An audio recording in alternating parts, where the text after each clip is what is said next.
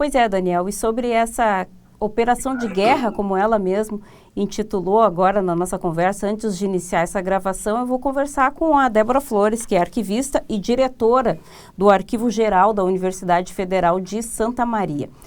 Débora, então, a gente vai tentar resgatar um pouquinho do que foi esse susto aí, justamente com a inundação do arquivo da Universidade Federal de Santa Maria aí na sede do campus e como que vocês estão se organizando para recuperar todo esse acervo que traz não só a documentação, então, dos alunos, da vida funcional de todos esses professores e servidores da UFSM, mas também muito da história e da memória da universidade e de toda a cidade e região que se confunde aí com a estruturação do ensino superior na região aqui central do estado, né? Boa tarde.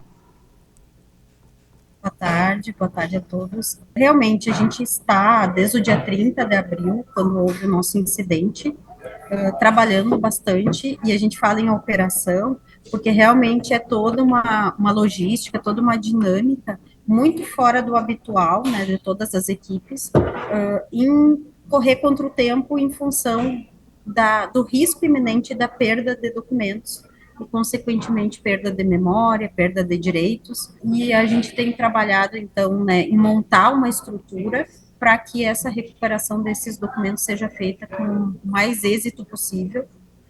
Já superamos, né, a primeira etapa, que seria a retirada do material do local, e a gente optou pela técnica do congelamento desses documentos, justamente para conseguir fazer esse trabalho, né, em tempo de não perder nenhum documento. Mas é algo que realmente está bem, assim, dentro de tudo que ocorreu em todo o estado. Santa Maria teve, claro, alguns prejuízos, mas o arquivo da UFSM especificamente foi um dos mais afetados na região em relação a esse alagamento ter ocorrido exatamente no local onde a gente abrigava pouco mais de 12 mil caixas de documentos históricos. Débora, vamos tentar mostrar de uma maneira mais didática para o telespectador que não tem o contato com a técnica, né, de recuperação de documentos, como isso acontece. Os documentos foram molhados, como que se recupera um papel, um documento, né, físico depois de uma situação como essa? Na verdade, como a gente molha quando, né, molha eventualmente algum documento em casa, a gente percebe que o documento ele fica mole. Então ele fica molengo, ele tem uma propensão muito maior a rasgar e eventualmente, se ele não for seco o quanto antes, ele vai ter uma propensão muito maior também da criação de fungo, de mofo, de bolor no documento. E esse fungo, esse bolor do documento, ele vai ocasionar que eu perca, o fungo começa a proliferar no documento e eu começo a perder informações que estão registradas ali. Então, a grande questão do documento que molha é eu conseguir secar ele antes que esse bolor tome conta. E aí, então, em função disso, por ser um trabalho muito delicado, que eu não posso, né, manusear de qualquer forma, que eu tenho que ter todo esse, né, é um trabalho muito delicado em função dessa condição que ele fica, de fragilidade após molhar. E também a questão da limpeza desse documento por ter sido molhado por uma água com barro, com lama, muitas vezes carregando folhas e detritos. Então, esse trabalho de limpeza desses documentos também é um trabalho muito delicado. Isso precisa ser feito muito individualmente, documento a documento. Então, por isso que a gente fala que é um trabalho que vai levar alguns anos, né? Infelizmente, não vai ser um trabalho que a gente vai conseguir concluir ele rápido, porque ele é um trabalho muito meticuloso. E agora eles estão, então, num um aspecto de preservação congelados, né, literalmente. Isso é uma técnica que é utilizada para garantir que vocês tenham esse prazo, essa condição de ir trabalhando na recuperação, né? Mas também me adiantava que existe aí uma necessidade de que esse processo seja concluído mais rapidamente, porque vocês também precisam desses documentos para tocar a vida aí, inclusive, das pessoas que dependem dessas referências, né? Isso. A gente tem mais de 80 arquivos no estado todo, né? O arquivo da UFSM, ele teve uma proporção muito grande, um impacto muito grande, porque ele foi o primeiro dos arquivos a ser alagado. Acabou, né, ocorrendo que essa documentação, essa vivência que a gente teve nesse arquivo aqui, subsidiou também as ações desses outros locais que tiveram a mesma situação. Então, a gente usou uma técnica que é o congelamento, que é literalmente congelar o documento. A gente ensaca os documentos e coloca dentro de um freezer, que é um container frigorífico, na verdade. Então, nós temos hoje 4 containers refrigerados cheios de documentos congelados. Enquanto esse documento está congelado, ele não vai proliferar fungo. Então, eu ganho o tempo para eu poder fazer o trabalho com calma. Então, tem um servidor que precisa se aposentar, tem uma família que precisa encaminhar uma pensão, tem um estudante que precisa comprovar os seus estudos, emitir uma segunda via de documento. Eu preciso disponibilizar esses documentos para a comunidade. Então, é algo que a gente vai ter que aprender, né, não só o FSM, como todos os órgãos que têm os seus acervos nessa situação, aprender como lidar com essa escala tão grande de documentos nessa situação, para que a gente não perca nenhum documento, mas também para que a gente não demore uma eternidade para recuperar essas informações que são tão importantes para a vida das pessoas envolvidas. Tu acredita que é um aprendizado que vem no sentido da gente começar a repensar a preservação de documentos físicos e começar a avançar mais para processos tecnológicos de preservação de documentos históricos? Na verdade, a gente não pode pensar que o digital vai ser a solução do problema se esse documento digital ele também não tiver as garantias de preservação, as garantias de acessar essa documentação no futuro. E a gente tem visto, tem percebido muito que quando cai um sistema e a gente fica sem acesso, né, a documentos, a informações, a gente também tem, né, esse risco de perder informação, de perder direitos e garantias, né, de comprovações das nossas ações. Então, a gente tem que pensar de uma forma sistêmica como garantir o acesso ao documento, independente se é o documento em papel ou se é o documento digital, para que a gente não caia naquilo que a gente tem chamado de apagão informacional, que é o cidadão perder o acesso àquilo que pode representar a garantia do seu direito ou mesmo a garantia da sociedade e a memória da nossa geração. Esse reconhecimento do Arquivo Nacional ao trabalho de vocês veio em que sentido? Também observando a adoção dessas técnicas ou avaliando essa forma que vocês adotaram de preservar de imediato e garantir que nenhum documento fosse perdido, ou até mesmo essa reflexão sobre estratégias para se pensar a longo prazo em função de todos esses desafios climáticos que estamos sujeitos de vivenciar a qualquer momento? A nossa parceria com o Arquivo Nacional, ela já é de longa data. O Arquivo Nacional é a nossa instituição arquivística de referência.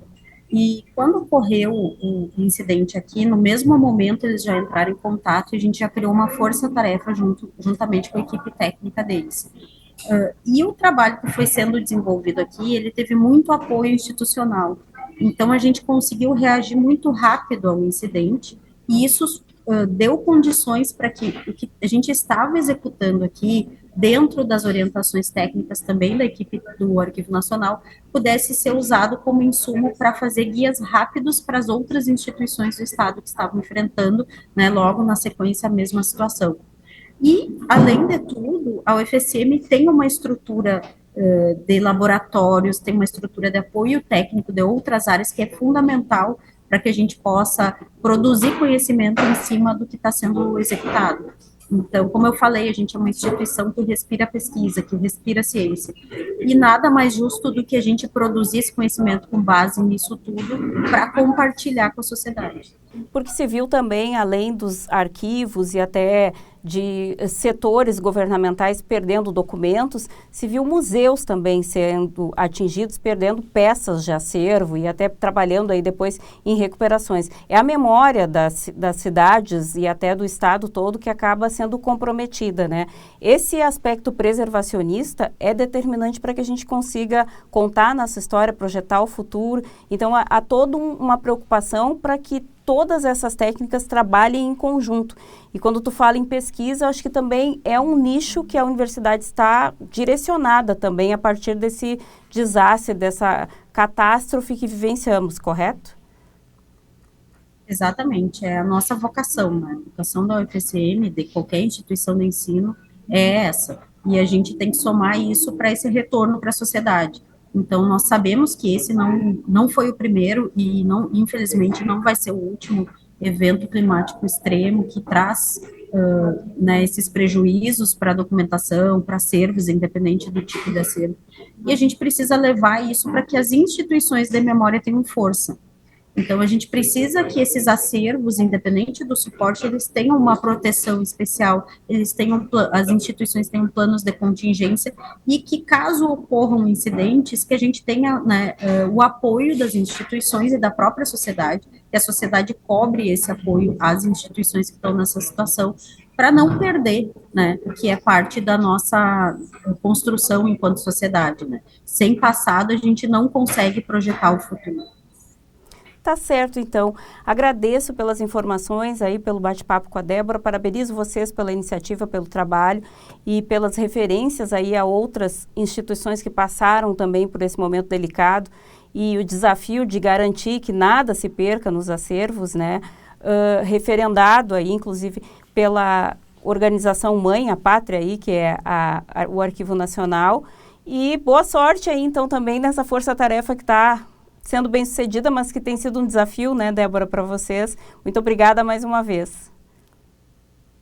Obrigada a vocês pelo espaço. É sempre importante a gente poder falar, né, desse trabalho que ele pode parecer num primeiro momento um pouco, né, menos importante, mas que ele vai ter um impacto para a sociedade a longo, médio e longo prazo, quando alguém tentar acessar uma documentação, quando alguém tentar solicitar um benefício e não tiver como comprovar, porque não tem mais aquele documento necessário. Então, é muito importante a sociedade se apropriar, né, entender o quanto isso impacta nas suas vidas e o quanto isso impacta na sociedade.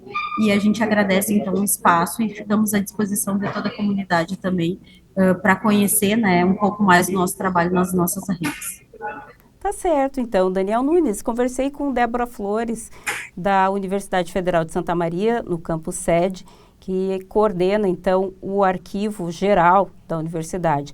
A gente tratou de um assunto importante que ela destaca aqui, falando sobre as referências que a gente precisa em termos de documentação e que, como ela mesma disse, pode parecer pouco importante, mas quem depende de um documento sabe como isso é necessário e indispensável. Nós vivenciamos aqui também, em Cachoeira do Sul, algumas questões relacionadas a isso, como no caso do Departamento de Vigilância em Saúde, também totalmente inundado e muitos documentos perdidos. Então, de fato, esse é um trabalho determinante, né? A recuperação e o entendimento sobre a importância da preservação de documentos e de acervos em museus e até em repartições públicas.